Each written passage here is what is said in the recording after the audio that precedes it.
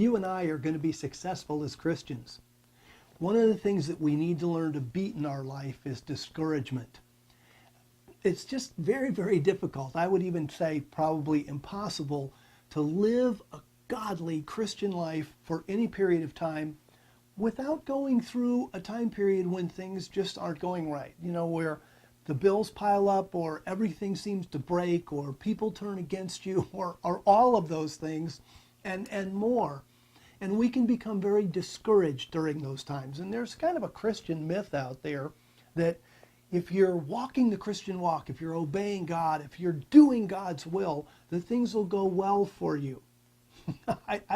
It's amazing to me that myth exists, frankly, because, you know, you look at the Apostle Paul, we're going to have a really hard time finding people that are more godly than the Apostle Paul, and yet, you know, you look at his life. He was whipped, he was beaten, he spent time in jail, he was shipwrecked. He said he was in hunger and thirst and nakedness in times. I mean, he went through amazing hardships, and the strong Christians I know who are really trying to do something go through hard times too. And during those hard times, it's easy to become discouraged. And what we need to know is that if we will pray and read the Bible and be faithful to do the things we know to do as Christians, God will bring us through those periods of discouragement. It doesn't mean that there won't be periods when things will go wrong. That's not what I'm talking about. I'm not talking about God bringing you through by making everything go right again. I'm saying God brings us through our discouragement by figuring out ways to encourage us. You know, even the best, even the strongest of God's people have been profoundly discouraged at times. I mean, if we thought through the Bible and said, okay, who are some of the great men and women of God? Can we do much better than Moses? I mean, Moses was such a powerful person.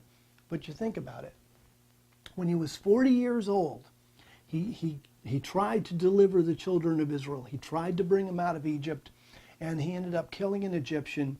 The Egyptians ended up finding out about it, and instead of delivering the children of Israel and leading them out of bondage, he had to run away. And he spent 40 years as a shepherd in Midian. Hot days, cold nights, pretty discouraging time period for a very long time. And so when God came to Moses again, he's now 80 years old. He really hasn't had much of a relationship with God for 40 years in the sense of an active, aggressive relationship. I'm sure his faith was intact. But as far as God asking him to do anything, so here now at 80 years old, God shows up in the burning bush and talks to Moses. And here's what he says. This is Exodus chapter 3, verse 10. Now go. Here is God speaking to Moses out of a bush. Pretty profound experience. I mean, come on now. If you were walking by a bush and it burst into flames and started talking and identified itself as God, and God said, do something, do you think you might do it? Here's God. He appears to Moses in the burning bush. He says, now go. I am sending you to Pharaoh to bring my people to the Israelites out of Egypt. And what does Moses say? Great, finally you've showed up. I'm going to go. No, that's what he doesn't say, because he's been discouraged. And this is the power of discouragement. And you and I need to be aware of the debilitating effect of discouragement. And we need to be aware of how to get ourselves out of it. And we need to be aware that it happens to all godly people. It's something that life beats up on us and we become discouraged at times. So in verse 11, instead of saying to God, yay, finally I'll go, Moses said to God, who am I? Who am I that I should go to Pharaoh? I'm a shepherd. I've been a shepherd for 40 years. I'm a shepherd. I'm a dad. I live here in Midian. Who am I that I should go to Pharaoh? Didn't feel that way 40 years before, but he sure felt that way now. What's fascinating to me is God's answer to this. God's answer is not, who are you? I'll tell you who you are. You were raised in Pharaoh's household. You're multilingual. You're this, you're that. Here's what God said. Verse 12. I will be with you. You know, there's so many times that you and I get discouraged because we think, who am I to do what you're asking me to do? And the real answer from God is, I'm going to be with you. Let me tell you, if God is leading you to do something and he's with you in it, your qualifications, you got qualifications. God just qualified you. If God and you are going to do something together, you're qualified, absolutely. Well, did that break Moses out of his discouragement? No. He said to God in verse 13, suppose I go to the Israelites and say to them, the God of your fathers has sent me to you, and they ask me, what's his name? So here's Moses. You know, I don't even know your name. You can just hear the discouragement in his voice. What's his name? So God now goes on this huge talk with Moses. I mean, look at the intimate communication there. God working with Moses to bring him up and out of his discouragement. There's this huge discussion in the midst of which God says, this is great. God says in the midst of this huge discussion, or not even a discussion, this great talk from God's standpoint, in verse 18, God happens to mention, by the way, the elders of Israel will listen. And then he goes on and keeps talking. So now we get to chapter 4, verse 1. And Moses answered, what if they don't believe me or listen to me? So Moses, look what discouragement does. It turned Moses so inside, he wasn't even hearing what God said. God said, when you do this, they will listen.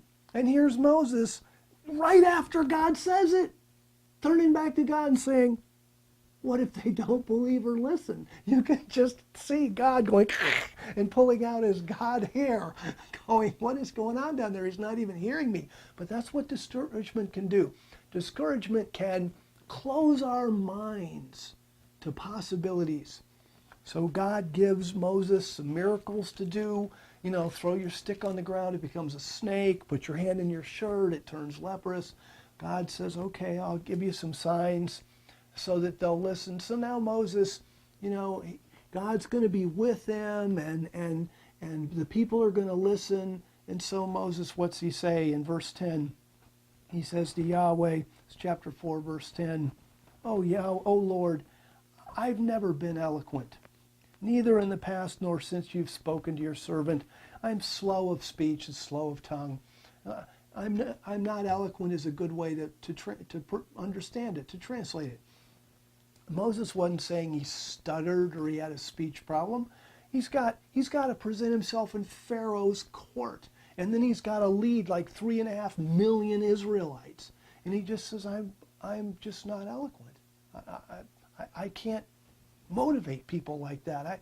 He's just discouraged and he's turned inward. And so the Lord said to him, who makes man's mouth? And Yahweh convinced him that, you know, look, you'll be able to speak and do this. And so Moses' excuses were kind of swept away. And so in verse 13, Moses said, oh Lord, please send someone else to do it. And that's kind of the bottom of discouragement.